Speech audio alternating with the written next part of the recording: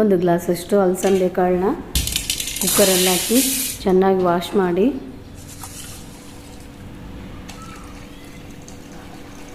ಎರಡು 3 ಗ್ಲಾಸಷ್ಟು ನೀರು ಹಾಕಿ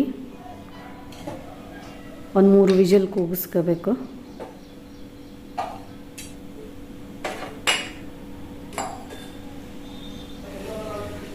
ಮತ್ತು ಒಂದು ಕಡೆ ನೀರು ಕಾಯಕ್ಕಿಟ್ಟು ಕುದಿಯೋ ನೀರಿಗೆ ಪುಂಡೆ ಪಲ್ಯ ಅಥವಾ ಗೋಂಗೂರು ಪಲ್ಯನ ಹಾಕಿ ಅದು ಚೆನ್ನಾಗಿ ಬೆಂದ ಮೇಲೆ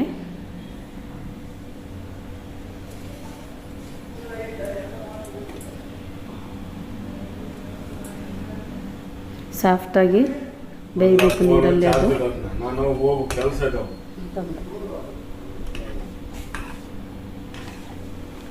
ಒಂದು 10-15 ನಿಮಿಷ ನೀರಲ್ಲಿ ಕುದಿಯಲಿಕ್ಕೆ ಬಿಡಬೇಕು.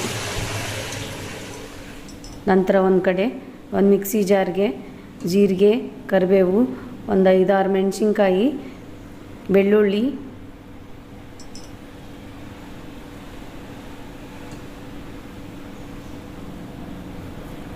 ಹಾಕ್ಕೊಂಡು ಅದು ಕುದ್ದ ಮೇಲೆ ಪಲ್ಯನ ಅದರಲ್ಲಿ ಕಾಳಿನಲ್ಲಿ ಸೇರಿಸಿ ಅನಂತರ ಮಿಕ್ಸಿ ಜಾರ್ಗೆ ಹಾಕ್ಕೊಂಡಂಥ ಎಲ್ಲ ಮೆಣಸಿನ್ಕಾಯಿ, ಜೀರಿಗೆ, ಕರಿಬೇವು, ಬೆಳ್ಳುಳ್ಳಿನ ಇದರಲ್ಲಿ ಸೇರಿಸಿ ಇನ್ನೊಂದು ಸ್ವಲ್ಪ ಹೊತ್ತು ಹಾಗೆ ಇನ್ನೊಂದು 10 ನಿಮಿಷ ಕುದಿಲಿಕ್ಕೆ ಬಿಡಬೇಕು. ಅದಾದ ನಂತರ ಅದು ಪಲ್ಯ ಎಲ್ಲ ಚೆನ್ನಾಗಿ ಬೆಂದ ಮೇಲೆ ಅದನ್ನು ಬೆಳೆಯೋ ಮಸಿಗೆ ಬೆಳೆಗುಂಡಲೆ ಚೆನ್ನಾಗಿ ಮಸ್ದು ಎಣ್ಣೆ, ಜೀರಿಗೆ, ಸಾಸಿವೆ, ಒಗ್ಗರಣೆ ಹಾಕಬೇಕು. ಕರಿಬೇವು ಎಲ್ಲ ಒಗ್ಗರಣೆ ಹಾಕಿ ಅದಕ್ಕೆ ರುಚಿಗೆ ತಕ್ಕಷ್ಟು ಉಪ್ಪು ಹಾಕಬೇಕು.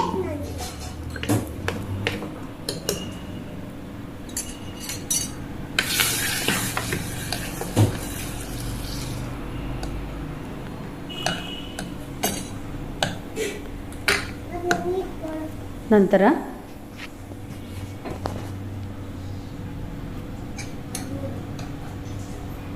ಅದು ಚೆನ್ನಾಗಿ ಉಪ್ಪೆಲ್ಲ ಅದರಲ್ಲಿ ಕರಗಿರುತ್ತೆ. ಆನಂತರ ಒತ್ತಟಿಗೆ ಮೆಣಸಿನ್ಕಾಯಿ ಹುರಿಲಿಕ್ಕೆ ಇಡಬೇಕು.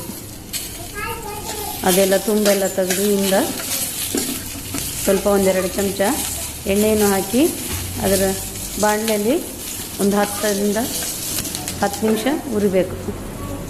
ಹುರಿದು ಚೆನ್ನಾಗಿ ಮೆಣಸಿನ್ಕಾಯಿ, ಹಸಿ ಮೆಣಸಿನ್ಕಾಯಿ ಫ್ರೈ ಆದಮೇಲೆ ಅದಕ್ಕೆ ಒಂದು 1/4 ಟೀ ಸ್ಪೂನಷ್ಟು ಉಪ್ಪು ಹಾಕಬೇಕು.